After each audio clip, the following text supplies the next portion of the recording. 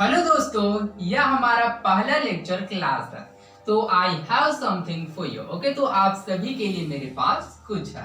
Okay, तो जैसे कि यहाँ पर आप लोग देख सकते हैं, यहाँ पर बहुत सारे फ्लावर है। ओके, तो यहाँ पर जिसको जो जो फूल पसंद है वहां पर ले सकते हैं। ओके, तो चलिए अब हम लोग इसको ऑब्जर्व करने का प्रयास करते हैं। ओके, तो जैसे कि यहाँ पर हम लोग देख सकते हैं, ये जो फ्लावर है ओके, तो पूर्ण तरह से खिला है क्या? नहीं, यह उसे क्या है? पहला फेज है। ओके, जैसे जैसे समय बीतता जाता है उसका सेकंड फेज है, इसी प्रकार से क्या है, या थोड़ा बड़ा होता जाता है और एक अंत में एक ऐसी स्थिति आता है कि यह जो डोहड़ी होता है या फिर जो इसका फर्स्ट फेज होता है वह पूर्ण फ्लावर के रूप में दर्शाई देता है। ओके, अर्थात दिखाई देता है। ओके, ठीक इसी प्रकार से आप लोगों ने अवलोकन किया होगा कि जब आपके घर में या फिर जब आपके आसपास किसी भी बच्चे का जब जन्म होता है तो क्या वह पहले दिन से बोलना, चलना, खिलना, खाना सीख जाता है क्या? तो नहीं। ओके, तो उसके लिए क्या चाहिए? उसके लिए समय चाहिए। पहले वह 1 साल का होता है, उसके बाद 2 साल का, 3 साल का, 4 साल का, इसी प्रकार से प्रक्रिया आगे बढ़ता जाता है। ओके, और जैसे जैसे उसका उम्र बढ़ते जाता है वैसे वैसे वो अन्य गतिविधियां करते लग जाता है। ओके, तो ओवरऑल हम लोग कह सकते हैं कि जीवों का समय के अनुसार बदलाव को जीवों का विकास या इवोल्यूशन कहते हैं। ओके, तो जीवों का विकास या इवोल्यूशन किसे कहते हैं? तो आप लोग सिंपल वर्ड्स में याद रखिएगा कि जीवों का समय के अनुसार बदलाव को ही जीवों का विकास या इवोल्यूशन कहते हैं। ओके, जीवों का विकास किसे कहते हैं? तो इसको आप लोग सिंपल में याद रखिएगा कि जीवों का समय के अनुसार बदलाव। ओके, तो जीवों के समय के अनुसार बदलाव को क्या कहते हैं? तो जीवों के समय के अनुसार बदलाव को ही जीवों का विकास या इवोल्यूशन कहते हैं। ओके, तो आई होप आप लोगों को समझ आया होगा कि जीवों का विकास या इवोल्यूशन क्या होता है। ओके, तो इस चैप्टर 1 अर्थात अध्याय 1 में हम लोग जीवों का विकास अर्थात इवोल्यूशन के बारे में जानेंगे कि जीवों का विकास या इवोल्यूशन क्या होता है। ओके, तो इस चैप्टर में हम लोग क्या क्या पढ़ेंगे? तो सबसे पहले हम लोग इसके बारे में जानेंगे कि जीवों का विकास क्या है, जीवों का विकास क्यों होता है, किसी भी जीवों के लिए विकास में क्यों आवश्यक होता है। इसी प्रकार से जीवों के विकास से रिलेटेड सिद्धांत जानेंगे, इसके अवलोकन जानेंगे और बहुत सारे चीज जो कि जीवों के विकास के लिए आवश्यक होता है। ओके, तो बिना देर के चलिए इस टॉपिक में आगे बढ़ते हैं। ओके, तो सबसे सर्वप्रथम आप लोग याद रखिएगा कि जीवों का विकास क्यों आवश्यक होता है। तो बेसिकली किसी भी जीवों में यदि उस जीव का विकास नहीं होगा तो इस स्थिति में क्या होगा, वह जो क्या होता है वातावरण अर्थात इन्वायरमेंट के साथ क्या होगा, एग्जिस्ट नहीं कर पाएगा। क्यों? क्योंकि वह यदि किसी भी जगह पर क्या है अच्छे रूप से अडाप्ट नहीं हो पा रहा है अर्थात अनुकूलित नहीं हो रहा है तो इस स्थिति में क्या होगा, वह समाप्त हो सकता है। इस वजह से प्रत्येक जीवों को क्या है, जीवों का विकास होना बहुत ही महत्वपूर्ण होता है। ओके, तो इसी प्रकार से हम लोग ऑब्जर्व कर सकते हैं कि कोई भी जीवों में क्या होता है, जैसे कि समय बदलता जाता है या फिर एनवायरनमेंट में कुछ चेंजेस होता जाता है, उसी प्रकार से जीवों में क्या होता है, चेंजेस आना प्रारंभ हो जाता है। ओके, तो इस वजह से प्रत्येक जीवों के लिए क्या है, जीवों का विकास होना बहुत ही महत्वपूर्ण होता है। ओके, तो जैसे कि आप लोग जानते हैं कि पृथ्वी पर हजारों लाखों की संख्या में जीवों की प्रजातियां मौजूद है। स्वाभाविक सी बात है कि पृथ्वी इतना बड़ा ग्लोब है तो इसमें हजारों लाखों की संख्या में जीवों की प्रजाति है। अभी प्रजाति होता क्या है, आइए इसे समझते हैं। ओके, प्रजाति जिसको इंग्लिश में क्या कहते हैं, स्पीशीज। ओके, अभी प्रजाति क्या होता है, तो बेसिकली जो जीवों का जो नष्ट होता है उसे ही उस जीव का प्रजाति कहते हैं। प्रजाति किसे कहते हैं, तो बेसिकली जीवों का जो नष्ट होता है उसे ही जीव का प्रजाति कहते हैं। आइए इसे सिंपल वे में समझने का प्रयास करते हैं। जैसे कि आप लोगों ने डॉग अर्थात कुत्ता को देखा होगा। ओके, तो कुत्ता का क्या क्या नस्ल है, जैसे कि लैब्राडॉग कुत्ता हो गया, बीगल डॉग हो गया, इसी प्रकार से बहुत सारे इसके प्रजाति है। ओके, तो इसको सिंपल वे में समझे तो जैसे कि आप लोगों ने ऑब्जर्व किया होगा कि कुछ काले कलर का कुत्ता होता है, कुछ सफेद कलर का होता है, कोई ब्राउन कलर का होता है, कुछ ब्लैक एंड व्हाइट होता है, कोई ब्राउन एंड व्हाइट होता है और कोई डिफरेंट कलर का होता है। ओके, इसी प्रकार से हम लोग बिल्ली में बात करें तो कुछ सफेद कलर का बिल्ली होता है, कुछ काली कलर का बिल्ली होता है, कुछ कबरे कलर का बिल्ली होता है। इसी प्रकार से हम लोग अपनी बात करें अर्थात मनुष्य की बात करें तो मनुष्य का कौन कौन से प्रजाति है, वह है मेल, फीमेल एवं ट्रांसजेंडर। ओके, इसी प्रकार से पृथ्वी पर जितने भी जीव मौजूद है, चाहे वो माइक्रो ऑर्गेनिज्म हो अर्थात छोटे से छोटे ऑर्गेनिज्म हो या फिर बड़े से बड़ा ऑर्गेनिज्म हो, उन सभी का क्या होता है, वैरायटी अर्थात उन सभी का क्या होता है, नस्ल होता है, जिसे क्या कहते हैं, प्रजाति कहते हैं। ओके, तो प्रजाति किसे कहते हैं, तो जीवों का जो नस्ल होता है उसे उस जीव का प्रजाति कहते हैं। ओके, तो इनमें से हम लोग बहुत से जीवों की प्रजाति से परिचित है, जैसे कि मनुष्य हो गया, कुत्ता हो गया, पेड़ पौधे हो गया, मछली हो गया, पक्षी हो गया और बहुत सारे जीव जंतु। ओके, परंतु इसके अलावा कुछ और जीव है जिसके बारे में हम लोगों को परिचित है। ओके, उसके बारे में तो हम जानते हैं परंतु उसको हम नहीं देखे हैं। ओके, अब आप लोगों के माइंड में एक क्वेश्चन आ रहा होगा कि चलिए ठीक है, मान लेता है कि लोगों ने क्या उन जीवों को नहीं देखा परंतु वो पुराने समय में मौजूद है, परंतु लोग या फिर वैज्ञानिकों ने कैसे पता लगाया होगा कि वह जीव पुराने समय में मौजूद है। ओके, तो वैज्ञानिकों ने उस जीव के बारे में उसके फोसिल अर्थात जीवाश्म के द्वारा पता लगाया। किसके द्वारा, जीवाश्म के द्वारा। अब जीवाश्म क्या होता है, आइए इसे समझते हैं। ओके, तो सर्वप्रथम जैसे कि यहाँ पर आप लोग देख सकते हैं मेरे पास कुछ है। ओके, तो क्या है, जैसे कि हम लोग देख सकते हैं ये सूखा हुआ क्या है, पेड़ की पत्ती का छोटा सा डाली है। ओके, तो यहाँ पर हम लोग देख सकते हैं क्या है, फ्लावर पेड़ का छोटा सा भाग है। ओके, अभी कौन सा फ्लावर है, आइए इसे ऑब्जर्व करते हैं। ओके, तो यहाँ पर हम लोग देख सकते हैं सूख गया है और इसका जो कलर थोड़ा क्या है, गुलाबी रंग दिखाई दे रहा है। ओके, तो इस प्रकार से हम लोग ऑब्जर्व कर सकते हैं कि ये किसका पौधा है, तो बेसिकली ये पौधा है किसका, तो वह है गुलाब फूल का। ओके, अब इसके बारे में हम लोगों को कैसे पता चला, तो बेसिकली ये क्योंकि उस जीव अर्थात जो पेड़ है कौन, गुलाब, ओके, उसका क्या है, एक अवशेष है। ओके, तो इसी प्रकार से पृथ्वी पर जितने भी जीव मौजूद है उनके बारे में कैसे पता चलता है, उसके अवशेष के द्वारा। ओके, तो ओवरऑल हम लोग कह सकते हैं कि जीवाश्म के द्वारा क्या होता है, अर्थात जीवों का अवशेष होता है। ओके, तो इस प्रकार से हम लोग कह सकते हैं कि जीवाश्म या फिर फोसिल किसे कहते हैं, तो जीवों का जो अवशेष होता है उसे उस जीव का क्या कहते हैं, जीवाश्म कहते हैं। ओके, इसके साथ आप लोग याद रखिएगा कि किसी भी जीवों के लिए क्या है, जीवाश्म बहुत ही महत्वपूर्ण होता है। क्यों, क्योंकि क्या होता है, वैसे जीव जो कि क्या है, विलुप्त हो गया, जो कि आधुनिक समय में उपस्थित नहीं है, तो उसके बारे में हम लोगों को कैसे पता चलता है, तो वह उसके जीवाश्म के द्वारा। ओके, इस वजह से जीवाश्म बहुत ही हेल्प करता है किसी भी जीवों की जानकारी प्राप्त करने के लिए। ओके, तो इन्हीं में से जैसे कि आप लोगों ने एक जीव का नाम सुना होगा जैसे कि डायनासोर। ओके, आई होप आप सभी ने डायनासोर्स का नाम सुना होगा। ओके, बेसिकली डायनासोर्स क्या है, पुराने समय में क्या है, बहुत ही लंबे समय तक पूरी पृथ्वी पर विद्यमान थे। ओके, यह अन्य देशों के अलावा हमारे देश में भी अर्थात भारत के हमारे देश भारत में भी क्या है, इसके बहुत सारे क्या है, अवशेष मिले हैं। तो इससे पुष्टि होता है कि जो डायनासोर्स है वो पूरी पृथ्वी पर भी विद्यमान थे। ओके, तो जैसे कि हमारे देश की बात करें तो जैसे कि मध्य प्रदेश की क्या है, मध्य प्रदेश के जबलपुर की क्या है, लमेटा घाट नामक स्थान पर क्या है, डायनासोर के बहुत सारे अवशेष मिले हैं। ओके, तो इस प्रकार से हम लोगों को पुष्टि होता है कि जो डायनासोर्स है हमारे देश में भी मौजूद थे। ओके, तो चलिए आगे बढ़ते हैं। इसके प्रकार हम लोग डायनासोर्स के बारे में बात करें तो बेसिकली डायनासोर्स का जो आकार था वो काफी छोटा सी काफी बड़ा था। ओके, तो यदि डायनासोर्स का हम लोग साइज देखें तो डायनासोर्स का साइज कहाँ तक था, तो बेसिकली डायनासोर्स का जो साइज था अराउंड 50 सेंटीमीटर टू 40 मीटर था। कितना था, तो basically 50 centimetre to 40 metre. Okay, तो यदि हम लोग क्या है इसको फीट में कन्वर्ट करें तो ये क्या होगा, 50 सेंटीमीटर का होगा अराउंड 1.6 फीट और 40 मीटर का होगा अराउंड 131 फीट। तो इस प्रकार से हम लोग ऑब्जर्व कर सकते हैं कि जो डायनासोर्स का जो आकार था वो काफी छोटे से काफी बड़ा था। ओके, इसी प्रकार से डायनासोर्स में बहुत सारी विविधताएं थी अर्थात डाइवर्सिफिकेशन था कि कुछ डायनासोर्स क्या है, किसी के 2 पैर थे, किसी के 4 पैर थे, कोई उड़ने वाला थे, कोई चढ़ने वाला थे, और इसी प्रकार से कोई शाकाहारी थे, कोई मांसाहारी थे। तो इस प्रकार से क्या थे, डायनासोर्स में डाइवर्सिफिकेशन अर्थात विविधता थे।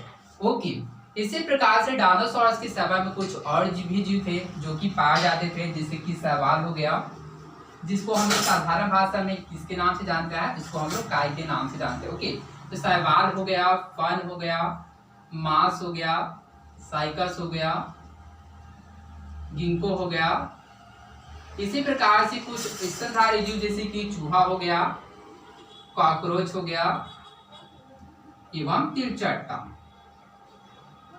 ओके, तो बेसिकली ये सभी जो क्या थे, डायनासोरस के समय में पाए जाते थे। ओके, तो ये सभी जो जीव थे, शैवाल हो गया, फर्न हो गया, मांस लाइकस, डिंगो, चूहा, कॉकरोच एवं तिलचट्टा, ये सभी जीव डायनासोरस के समय में भी पाए जाते थे, डायनासोरस के बाद भी पाए जाते थे, बाद भी पाए जाते हैं और डायनासोरस के समय भी पाए जाते हैं। अर्थात ये जो जीव है, शैवाल, फर्न, मांस लाइकस, डिंगो एंड चूहा, कॉकरोच एवं तिलचट्टा, ये सभी जो डायनासोरस के पहले भी पाए जाते थे, डायनासोरस के समय भी पाए जाते थे और डायनासोरस के बाद अर्थात आधुनिक समय में भी पूरी पृथ्वी पर पाए जाते हैं, परंतु डायनासोरस नहीं पाए जाते हैं। ओके, इसी प्रकार से जो आज के जो पक्षी है उसको हम लोग डायनासोरस का छोटा रूप मान सकते हैं। अब आज के पक्षी को डायनासोरस का छोटा रूप क्यों मान सकता है, आइए इसको समझने का प्रयास करते हैं। तो जैसा कि हम लोगों ने डायनासोरस के बारे में जाना था कि डायनासोरस में क्या है, लॉस ऑफ डाइवर्सिफिकेशन, अर्थात डायनासोरस में क्या है, बहुत सारे विविधता है, अर्थात किसी के 2 पैर है, किसी के 4 पैर है, कोई उड़ने वाला है, कोई शाकाहारी है, कोई मांसाहारी है, किसी का आकार छोटा है, किसी का आकार बड़ा है। ओके, इसी प्रकार से हम लोग पक्षियों की बात करें तो पक्षियों में क्या होता है, कुछ पक्षी क्या होता है, शाकाहारी होता है, कुछ मांसाहारी होता है, कुछ सर्वाहारी होता है, अर्थात शाकाहारी मांसाहारी दोनों होता है। ओके, कोई अंडे देता है, उसके पश्चात बच्चे देता है, कोई ऐसे जो पक्षी होता है वो डायरेक्ट बच्चे देता है। इसी प्रकार से क्या पक्षियों में भी क्या है, डाइवर्सिफिकेशन अर्थात विविधता है। तो इस प्रकार से पक्षी एवं डायनासोरस में समानता है, इस वजह से हम लोग आज के पक्षियों को डायनासोरस का छोटा रूप मान सकते हैं। ओके, इसी प्रकार से आधुनिक समय में पाए जाने वाले जो स्तनधारी जीव जैसे कि हाथी हो गए, इसी प्रकार से बहुत सारे जो जीव जो कि डायनासोरस के समय में नहीं पाए जाते थे। ओके, तो परंतु आज आधुनिक समय में डायनासोरस नहीं पाए जाते हैं। ओके, तो चलिए आगे बढ़ते हैं। ओके, तो यहाँ पर एक क्वेश्चन है, आइए इसे समझने का प्रयास करते हैं। तो बेसिकली यहाँ पर जो क्वेश्चन है, जरा सोचिए ऐसा कैसे हुआ होगा, कैसे कैसे नए नए जीव बने होंगे या जीवों में परिवर्तन कैसे आया होगा।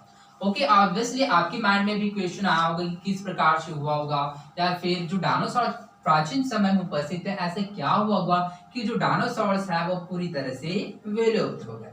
ओके, आइए इसको हम लोग वन बाय वन समझने का प्रयास करते हैं। ओके,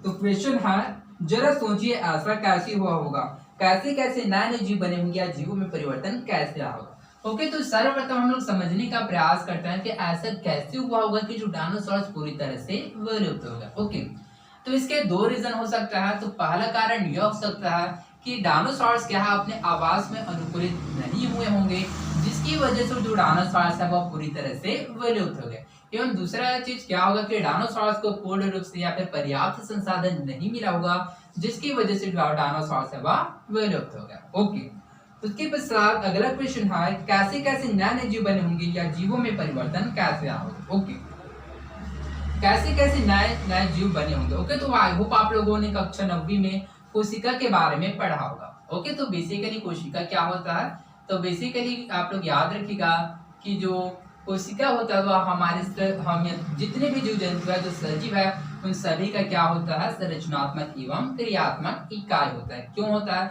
क्योंकि यदि ऐसे जीव जिसमें यदि कोशिका नहीं पाया जाएगा तो क्या होगा, वह समाप्त हो जाएगी। क्यों, क्योंकि जितने भी जीव उपस्थित है, चाहे वह माइक्रो ऑर्गेनिज्म हो या मल्टीसेलुलर ऑर्गेनिज्म या any particular of the organism, अर्थात छोटे से छोटा एवं बड़े से बड़ा जो ऑर्गेनिज्म किससे मिलकर बनता है, तो वह कोशिका के द्वारा।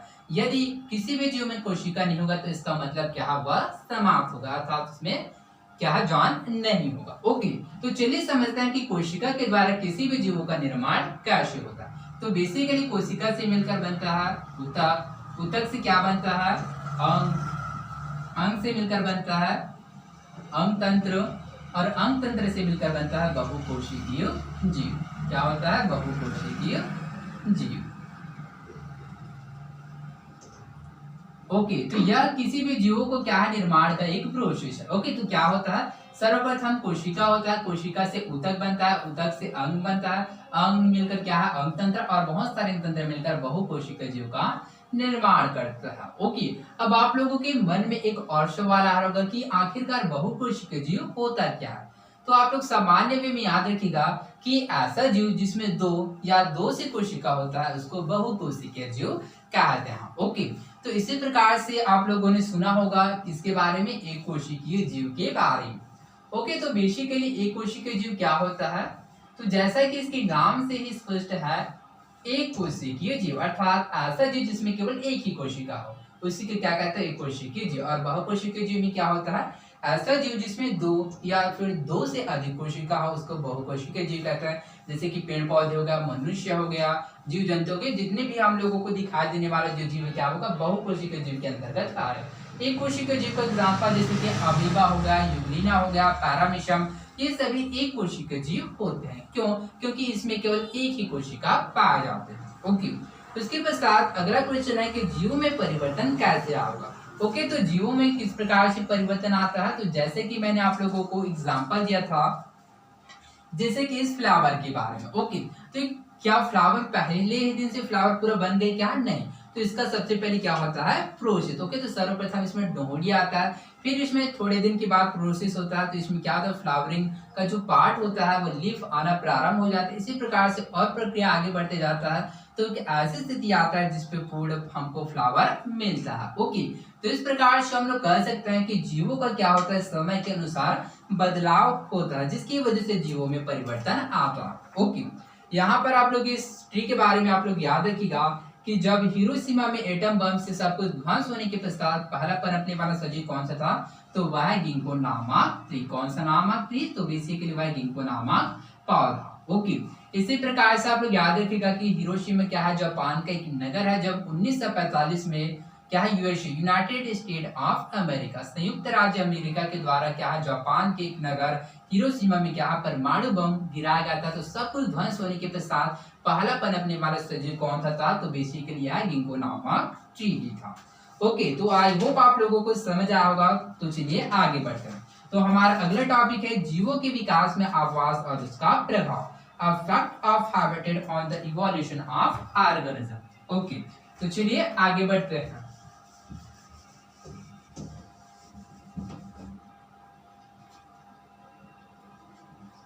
आवास और उसका प्रभाव। ओके, तो बेसिकली क्या है हमारा अगला टॉपिक, आवास और उसका प्रभाव। इस टॉपिक में आगे बढ़ने से पहले चलिए समझते हैं कि आखिरकार आवास होता क्या है और उसका क्या प्रभाव होता है। ओके, तो बेसिकली आप लोग बताइएगा कि मछली कहाँ पर रहता है, ऑब्वियसली मछली पानी में रहता है। ओके, ठीक इसी प्रकार से हम लोग पक्षी की बात करें तो पक्षी कहाँ पर रहता है, तो पक्षी पेड़ पौधे पर रहता है। ओके, तो कुछ पक्षी होता है जो कि कुछ समय के लिए पानी में रहता है, परंतु जितने भी पक्षी होता है वह ज्यादातर कहाँ रहता है, वह पेड़ पौधे पर रहता है। इसी प्रकार से हम लोग अपनी बात करें अर्थात मनुष्य की बात करें तो मनुष्य कहाँ पर रहता है, तो बेसिकली मनुष्य अपने घर पर रहता है। ओके, इसी प्रकार से पृथ्वी पर जितने भी जीव विद्यमान होता है उन सभी का एक अपना अपना स्थान होता है जिसे ही उस जीव का आवास कहते हैं। ओके, तो आवास किसे कहते हैं, तो किसी सजीव का वह स्थान जिसमें वह रहता है आवास कहलाता है। ओके, उसका प्रभाव। ओके, तो चलिए समझते हैं कि किसी भी जीव के विकास में आवास का क्या प्रभाव होता है। ओके, तो मछली कहाँ पे रहता है, वह पानी में रहता है। तो सबको हम लोग मान लेते हैं कि जो मछली को क्या है 5 से 6 घंटे के लिए पानी से बाहर निकाल देते हैं। अब 5 से 6 घंटे के पश्चात हम लोग उस मछली को देखते हैं तो क्या होगा, तो बेसिकली जो मछली होता है वह मर जाता है। इसी प्रकार से पक्षियों को हम लोग पानी में डाल दे तो वह कितने दिनों तक सर्वाइव कर पाएगा, वह भी सर्वाइव नहीं कर पाएगा, बहुत समय तक वह भी मर जाएगा। इसी प्रकार से हम लोग मनुष्य यदि हम लोग पानी में रहने लग जाए या फिर पेड़ पौधे में रहने लग जाए तो हम लोग कितने दिनों तक रह सकता है, तो हम भी नहीं रह पाएंगे। अर्थात किसी भी जीवों के विकास में क्या आवास बहुत महत्वपूर्ण होता है। यदि किसी भी जीवों का क्या होता है आवास में पर्याप्त जो क्या है अडेप्टेबिलिटी अर्थात जो पर्याप्त रूप से अनुकूलन नहीं होगा तो इस स्थिति में क्या होगा, वह समाप्त हो जाएगा। इसी वजह से किसी भी जीवों के आवास में उसका बहुत ही महत्वपूर्ण प्रभाव होता है। ओके, तो चलिए समझते हैं कि किसी भी जीवों के आवास में के विकास में उसकी बुनियादी जरूरत है। ओके, अब चलिए समझते हैं कि किसी भी जीव की क्या होता है उसके आवास में अर्थात उस जगह पर रहने के लिए उसकी क्या क्या बुनियादी जरूरतें होता है। ओके, आई होप आप लोगों ने इसके बारे में कक्षा 9वीं में आप लोगों ने जाना होगा कि किसी भी जीवों की बुनियादी जरूरतें क्या होता है। ओके, परंतु आप लोग बहुत सारे जो स्टूडेंट है वो भूल गए होंगे, फिर ही चलिए हम लोग इसको समझते हैं। तो किसी भी जीवों के विकास के आवास में उसकी बुनियादी जरूरतें होता है। पहला होता है भोजन। क्या होता है? भोजन। दूसरा होता है प्रजनन और तीसरा होता है सुरक्षा। अब किसी भी जीवों की जो बुनियादी जरूरतें होता है भोजन, प्रजनन एवं सुरक्षा क्यों होता है, आइए इसको वन बाय वन समझने का प्रयास करते हैं। भोजन, जैसे कि हम लोग जानते हैं कि प्रत्येक जीवों को क्या है, जीवित रहने के लिए भोजन की आवश्यकता होता है। ओके, तो जैसे कि आप लोगों ने अपने घर में फील किया होगा या फिर आप लोगों ने महसूस किया होगा कि जब आप कभी क्या है खाना नहीं खाते या फिर जब कभी आप लोग उपवास रहते हैं तो इस स्थिति में क्या होता है, आपको बहुत ही कमजोरी फील होता है, अर्थात लो फील होता है, आपको कुछ करने का मन नहीं लगता, आपको आलसी आता है एवं क्या है कुछ भी कार्य करने से क्या करते हैं आप लोग कतराते हैं। क्यों? क्योंकि हमको क्या है एनर्जी ही नहीं मिलता। ओके, तो मान ले जाए यदि कोई भी व्यक्ति यदि 20 से 25 दिनों तक खाना नहीं खाएगा तो इस स्थिति में क्या वो अपने कार्य पर अच्छे से फोकस कर पाएगा क्या? तो नहीं। अर्थात इस वजह से क्या प्रत्येक जीवों को क्या है जीवित रहने के लिए भोजन की आवश्यकता होती है। ओके, तो भोजन के बिना हम लोग जीवित रह पाएंगे क्या? तो नहीं। इस वजह से किसी भी जीवों को जीवित रहने के लिए भोजन की बहुत ही आवश्यक होता है। ओके, प्रजनन। अब ये प्रजनन क्यों आवश्यक होता है, तो सर्वप्रथम समझने का प्रयास करते हैं कि प्रजनन क्या होता है। ओके, तो जीवों का अपने समान जीव उत्पन्न करने की जो प्रक्रिया होता है उसे ही प्रजनन कहते हैं। ओके, तो जीवों का अपने समान जीव उत्पन्न करने की प्रक्रिया को ही प्रजनन कहते हैं। ओके, अभी प्रजनन क्यों होता है, प्रजनन क्यों आवश्यक होता है, चलिए समझते हैं। मान ली जाए यदि किसी भी जीव में प्रजनन की प्रक्रिया नहीं हो रहा। ओके, तो आप लोग मान लेते हैं कि किसी भी जीव में प्रजनन की प्रक्रिया नहीं हो रहा, तो यदि प्रजनन की प्रक्रिया नहीं हो रहा है तो इस स्थिति में क्या होगा, उस जीवों की जो संख्या में क्या होगा, लिमिटेशन होगा, अर्थात उस जीवों में क्या होगा, सीमित हो जाएगा, अर्थात जीवों की संख्या में क्या हो जाएगा, लिमिट हो जाएगा। ओके, तो इस स्थिति में क्या होगा, एक ऐसी स्थिति आएगा कि वह जीव का नामो निशान ही समाप्त हो जाएगा। क्यों? क्योंकि उस जीव में यदि प्रजनन की प्रक्रिया ही नहीं होगा तो उसका जनसंख्या में वृद्धि ही नहीं होगा, तो इस वजह से क्या होगा, वह पूर्ण तरीके से समाप्त हो जाएगा। इस वजह से जीवों को क्या है, उसकी जनसंख्या में वृद्धि करने के लिए एवं अपने एग्जिस्टेंस अर्थात उपस्थिति बनाए रखने के लिए प्रजनन की आवश्यकता होता है। ओके, तीसरा है सुरक्षा। अभी सुरक्षा क्यों इंपॉर्टेंट होता है, तो यदि कोई भी जीव क्या है अपने आवास में यदि सुरक्षित नहीं होगा, जैसे कि हम लोग मछली, मनुष्य एवं पक्षी का एग्जाम्पल है कि मछली क्या है पानी के अलावा दूसरे जगह पर रह पाता है क्या? नहीं। तो इसी प्रकार से यदि कोई भी जीव क्या है अपने आवास में अनुकूलित नहीं है, अपने आवास में सुरक्षित नहीं है, तो इस स्थिति में वह ग्रो हो पाएगा क्या, वह आगे बढ़ पाएगा क्या, उसका विकास हो पाएगा क्या? तो नहीं। तो इस वजह से क्या है, सुरक्षा भी महत्वपूर्ण होता है। तो इस प्रकार से आप लोग याद रखिएगा कि किसी भी जीवों की जो आवास में उसकी बुनियादी जरूरतें होता है भोजन, प्रजनन एवं सुरक्षा। ओके, तो यहाँ पर एक क्वेश्चन है, आइए इसे समझने का प्रयास करते हैं। क्वेश्चन है, आवास में पर्याप्त संसाधन की उपस्थिति होने से उनकी संख्या में वृद्धि होती है। तो क्वेश्चन पूछ रहा है कि यदि किसी भी जीवों की यदि उसके आवास में पर्याप्त रूप से संसाधन मिल रहा है तो क्या उसकी जनसंख्या में वृद्धि होगा? तो स्वाभाविक सी बात है उसकी जनसंख्या में वृद्धि होगा। आइए इसे समझते हैं। तो मान लेते हैं हमारा पहला फ्लावर पॉट है, अर्थात फ्लावर का क्या है, अर्थात फूल का गमला। ओके, और ये क्या है, दूसरा फ्लावर पॉट अर्थात दूसरा फ्लावर का गमला। ओके, तो ये पहला है और ये दूसरा। अभी जो पहला वाला जो गमला है, इसको हम लोग क्या करता है, इसको हम लोग डेली बेसिस में पानी देते हैं, इसको हम लोग उर्वरक देते हैं, साथ ही हमको इसको डेली बेसिस में क्या करते हैं, देख रेख करते हैं। क्या करते हैं, देख रेख करते हैं। और ये दूसरा वाला जो पौधा है इसको हम लोग क्या करते हैं, हम लोग इसको पानी नहीं देते हैं, उर्वरक का उपयोग भी नहीं करते हैं। इसी प्रकार से हम लोग इसका देख रेख अर्थात इसका कंजर्वेशन भी हम लोग नहीं करते हैं। तो इस स्थिति में हम लोग एक हफ्ते के पश्चात आप लोग ऑब्जर्व करेंगे तो हम लोग पाते हैं तो क्या होगा, तो स्वाभाविक सी बात है जो पहला वाला जो पौधा है इसमें क्या होगा, इसमें फ्लावर में क्या होगा, ग्रो होगा, जिसकी वजह से इसकी जनसंख्या में वृद्धि होगा। परंतु जो सेकंड वाला जो पौधा क्या होगा, एक हफ्ते के पश्चात होगा क्या होगा, वह समाप्त हो जाएगा, अर्थात वह मर जाएगा। क्यों? क्योंकि ना ही उसको हम लोग पानी दे रहा है, ना ही उर्वरक दे रहे हैं और ना ही इसका देख रेख कर रहे हैं, इस वजह से क्या हो जाएगा, समाप्त हो जाएगा। ओके, इसी प्रकार से हम लोग आधुनिक बात जीवों के विकास से पर्सपेक्टिव में बात करें तो हम लोग देखते हैं कि कुछ जीवों की संख्या में लगातार तेजी के साथ वृद्धि हो रहा है, परंतु इसके विपरीत कुछ ऐसे जीव हैं जिसकी जो जनसंख्या है वह बहुत ही कम हो रहा है। ओके, तो जैसे कि हमारे देश का जैसे कि बाघ, ओके, तो बाघों की जनसंख्या में क्या है, तेजी के साथ कमी हो रहा है, जिसकी वजह से क्या है, वह अपने एग्जिस्टेंस पॉइंट अर्थात वह विलुप्त होने की कगार पर है। परंतु इसके विपरीत जो मनुष्य है, इन सभी के जीवों की संख्या में तेजी के साथ बहुत ही वृद्धि हो रहा है। ओके, और यहाँ पर जो विलुप्त होने वाली या फिर जनसंख्या में जीवों की संख्या में कमी होने वाले जीव में केवल बाघ ही नहीं, इसके अलावा जितने भी जो जीव है जैसे कि पक्षी हो गया और बहुत सारे जीव जंतु जो कि क्या समय के अनुसार तेजी के साथ उसमें कमी हो रहा है। ओके, तो चलिए यहाँ पर एक और क्वेश्चन है, क्या मनुष्य की बढ़ती आबादी का बाघों की संख्या पर कोई असर पड़ रहा है? आइए इसे समझने का प्रयास करते हैं। ओके, तो ये बहुत ही इंपॉर्टेंट क्वेश्चन है, यह आप लोगों के बोर्ड एग्जाम में अक्सर पूछा जाता है, जो कि 3 नंबर में पूछा जाता है। ओके, आइए इस क्वेश्चन का आंसर को हम लोग समझने का प्रयास करते हैं। तो बेसिकली क्वेश्चन है, क्या मनुष्य की बढ़ती आबादी का बाघों की संख्या पर कोई असर पड़ रहा है? तो हाँ, मनुष्य की बढ़ती आबादी की बाघों की संख्या पर असर पड़ा है। अब ये बाघों की संख्या पर कैसे असर पड़ा है, आइए इसको समझते हैं। ओके, तो जैसे कि हम लोग जानते हैं कि मनुष्य,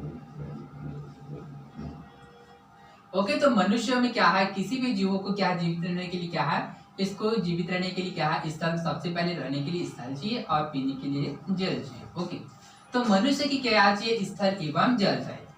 चूंकि जो स्थल एवं जल तो क्या है, लिमिटेड है। ओके, तो इस वजह से क्या हो रहा है कि यह क्या है,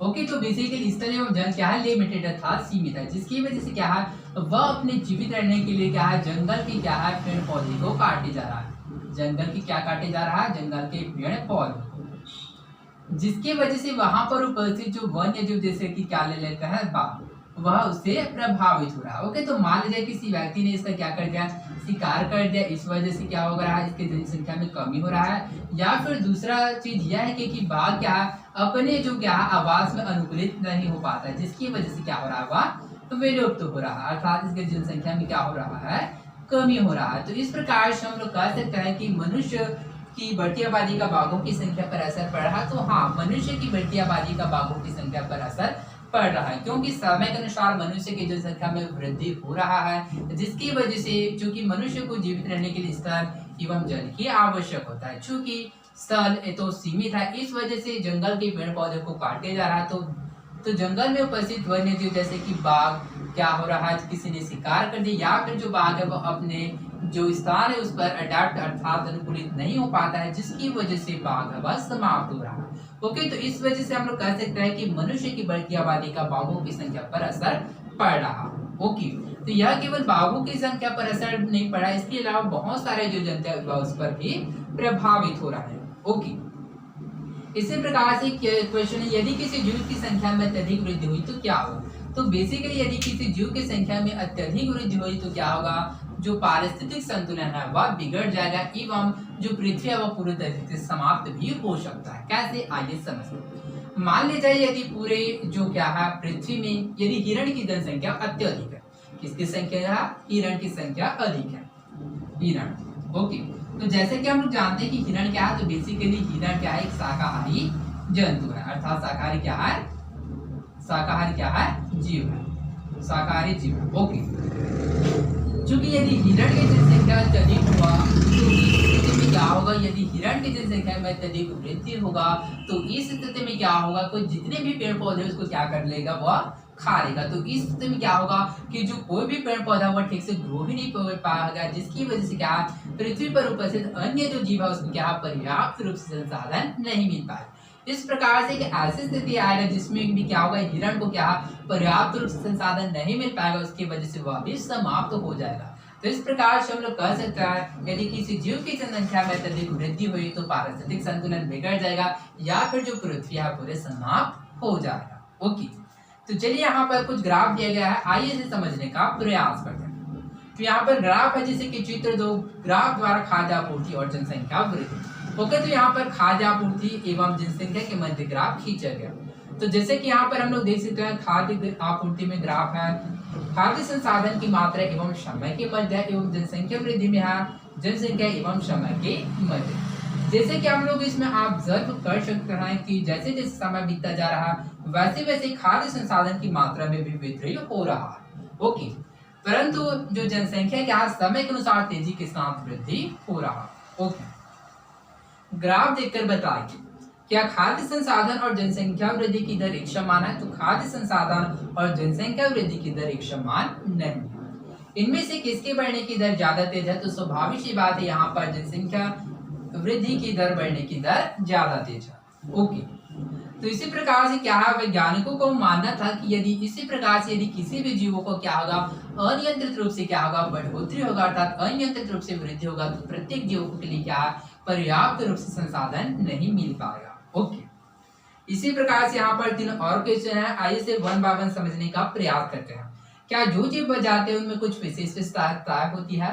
तो हाँ, तो जो जीव बच जाते हैं उसमें कुछ विशेष विशेषताएं होते हैं, जैसे कि डायनासोर के समय में पाए जाने वाले कुछ जीव जैसे कि क्या हो गया शैवाल हो गया, फर्न हो गया, मांस टाइकस गिंको एवं स्तनधारी जीव जैसे कि चूहा हो गया, तिलचट्टा हो गया, कॉकरोच हो गया, ये सभी जो क्या डायनासोर्स के समय में पाए जाते थे, डायनासोर्स के पहले भी पाए जाते थे और डायनासोर्स के बाद अर्थात आधुनिक समय में भी पाए जाते, परंतु डायनासोर्स नहीं पाए जाते। ओके, क्या जीवों पर प्रकृति का कोई प्रभाव पड़ता है? तो हाँ, जीवों का प्रकृति पर प्रभाव पड़ता है।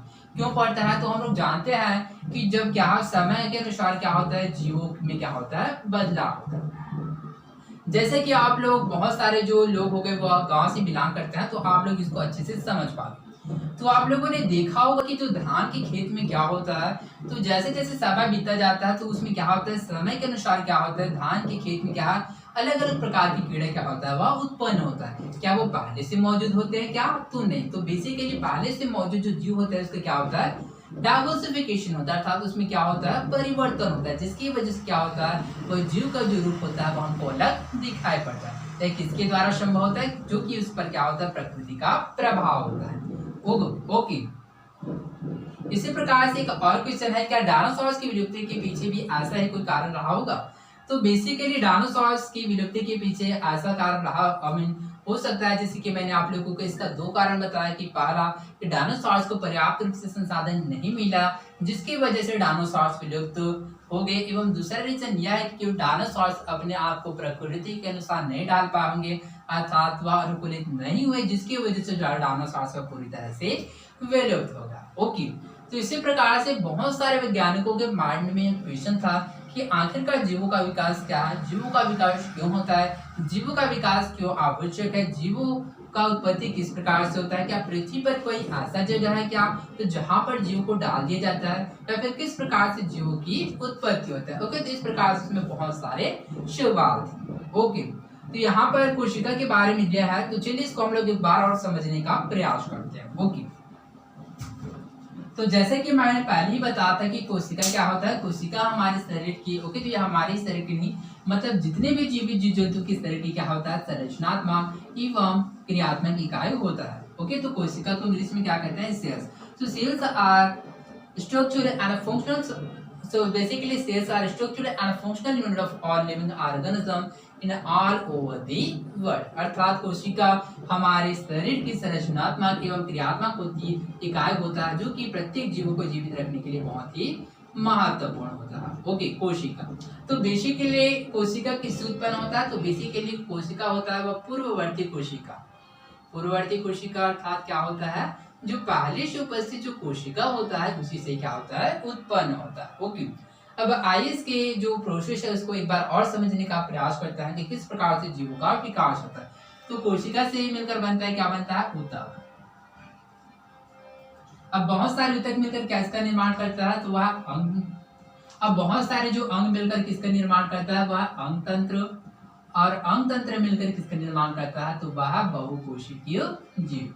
किसका निर्माण करता है, तो वो होता है बहुकोशिकीय जीव। ओके, तो जैसे कि बहुकोशिकीय जीव के बारे में बताया कि बहुकोशिकीय जीव क्या होता है, तो ऐसा जीव जिसमें दो या दो से अधिक कोशिका होता है उसको बहुकोशिकीय जीव कहते हैं। ओके, इसी प्रकार से एक कोशिकीय जीव होता है, तो एक कोशिकीय जीव किसे कहता है, तो ऐसा जीव जिसमें क्या होता है केवल एक ही कोशिका उपस्थित होता है उसको एक कोशिकीय जीव कहते हैं। ओके, तो आई होप आप लोगों को कोशिका के बारे में समझ आया होगा कि इस प्रकार से कोशिका किसी भी जीवों को जीवित रहने के लिए बहुत ही महत्वपूर्ण होता है। ओके, एवं कोशिका प्रत्येक जीव जंतु की संरचनात्मक एवं क्रियात्मक इकाई होता है। ओके, तो इसी प्रकार से क्या है, जीवों के विकास के सिद्धांत से हमें जीवों के विकास किस प्रकार से होता है, इसी फेज में क्या है बहुत सारे वैज्ञानिकों ने इसके बारे में सर्च करने का अर्थात अध्ययन करने का प्रयास किया। जैसे कि अल्फ्रेड रसेल वालिस हो गया, इसी प्रकार से डार्विन हो गया और बहुत सारे वैज्ञानिक इसके बारे में अध्ययन करने लगे। ओके, तो इसमें महत्वपूर्ण योगदान अल्फ्रेड रसेल वालिस एवं डार्विन का था, जिसने जीवों के विकास के सिद्धांत से रिलेटेड सिद्धांत दिए। ओके, जिसको हम लोग अगले लेक्चर में पढ़ेंगे। ओके, तो आई होप आप लोगों को यह लेक्चर जीवों का विकास एवं आवास एवं उसका प्रभाव हैबिटेट एंड इट्स इफेक्ट अच्छे से समझ आया होगा। ओके, तो यदि कोई क्वेश्चन होगा या फिर कोई डाउट होगा तो कमेंट बॉक्स खुला है, आप लोग वहां पर कमेंट कर सकते हैं। ओके, तो यदि आप लोग कोई क्वेश्चन हो तो आप लोग पूछ सकते हैं। एवं यदि आप हमारे चैनल पर नए हो तो हमारे चैनल विजुअल ज्ञान अर्थात विज्ञान को सब्सक्राइब कर सकते हैं, ताकि आने वाले जो नए वीडियो का जो नोटिफिकेशन है वो आप तक पहले पहुंचे। ओके, इसी प्रकार से क्या है नोट्स के लिए एवं जो डेली बेसिस प्रैक्टिस के लिए, प्रैक्टिस सेट के लिए एवं बहुत सारे जो आप लोगों का रिवीजन या फिर प्रैक्टिस सेट के लिए क्या आप लोग हमारे टेलीग्राम को ज्वाइन कर सकते हैं, उसका लिंक डिस्क्रिप्शन में डाल दूंगा। ओके, तो आई होप आप लोगों को समझ आया होगा। तो आज के लिए बस इतना ही, धन्यवाद।